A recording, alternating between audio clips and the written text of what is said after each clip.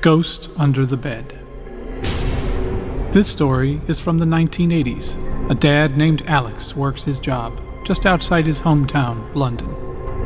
He's looking for a house for rent for his wife Daisy and their 15-year-old daughter Lucy. He hears of a house they can afford to rent, and he takes Daisy and Lucy to that home to show them. "Daisy, this house is good for you and for Lucy. There's security here, and it's not far from the grocery store, and I can drive to work and come home. I like the place." Yes, Alex. Both of us will be comfortable here. Don't worry at all. You just concentrate on your work. In one room of that house, there is a bed. Daisy checks all the house, but she does not see any furniture other than that single bed. She asks broker Max, Why is this bed kept here? There's no other furniture here. We already have a bed. We do not want this bed. "Madam, when the landlord of this house, Thomas, was relocating, he left this bed here. You can use this bed if you want." "Okay, we'll use it, but I would like to buy a new mattress for this bed." "Okay, sir. Then you can rent the place next month." Once they rent the place, Alex goes out of town for his work, and Daisy and Lucy work on getting the place cleaned up. After some time, Lucy comes to Daisy. Mommy, I will sleep on this bed. I like this bed, and it's very beautiful.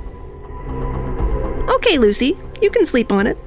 Lucy was very happy with her new house and her bed, until late at night when she heard a voice calling her. Lucy. Lucy wakes, and she lights the lamp, but there's no one in the room. Lucy falls asleep again. After some time, the lamp burns itself out. She lights it again, but it burns out again. Mommy, someone is calling me last night in my room. Don't be silly. You must have dreamed that, Lucy. Mommy, please sleep with me in my room tonight. Well, okay. Later, Lucy is studying in her room, and she again hears the creepy voice. Lucy. Lucy looks around the room and turns her attention towards the bed. Lucy. The sound is coming from under my bed. Lucy looks slowly under the bed, but no one is there. The moment she turns away from the bed, she hears the voice again.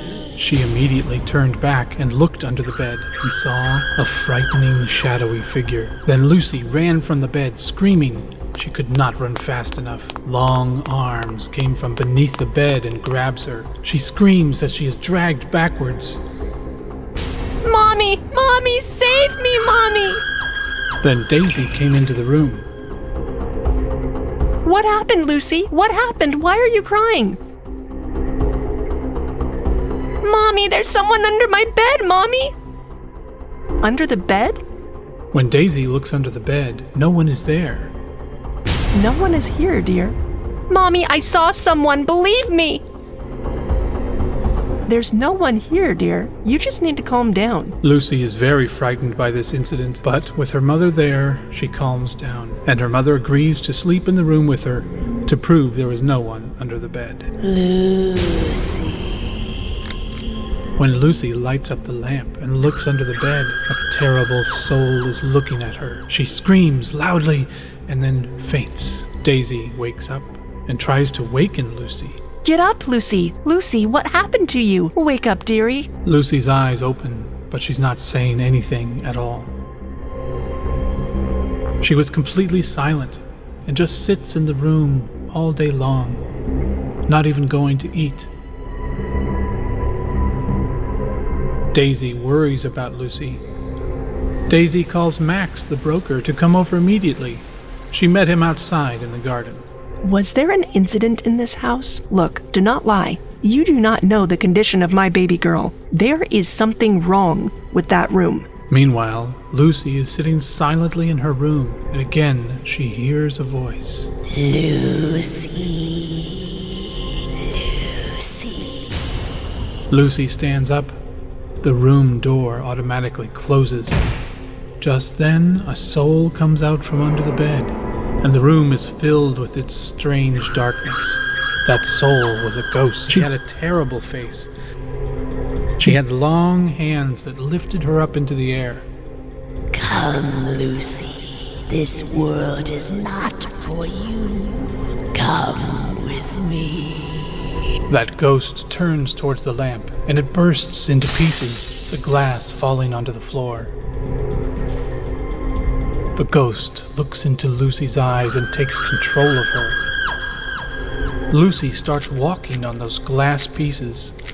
All the while, Daisy is outside, questioning the broker. I don't know about the accident personally, madame, but yes, people do tell ghost stories about this place. The landlord of the house, Thomas, had a 20-year-old daughter named Hazel. She used to stay sick all the time. Her mental condition was not good. People say that she was suicidal. Every day she used to find some way to try to kill herself. She used to tell others to commit suicide along with her. Seeing all this, his family kept her tied to her bed to keep her safe, and they did not tell this to anyone. But one night she killed herself by hitting her head on the bed. And after that, one by one, all of Thomas's family also committed suicide. Only Thomas survived, and he left. But who knows how much of this gossip is true or not?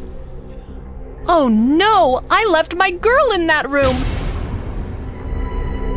Daisy runs from the garden back to the house. When Daisy opens the door, she sees that Lucy is walking on the glass, and that she's under the ghost's control. Daisy is terrified. Lucy, my baby girl! Leave my girl alone! That evil ghost looks at Daisy and by levitating all the pieces of glass into the air, throws it towards Daisy. Daisy gets badly injured.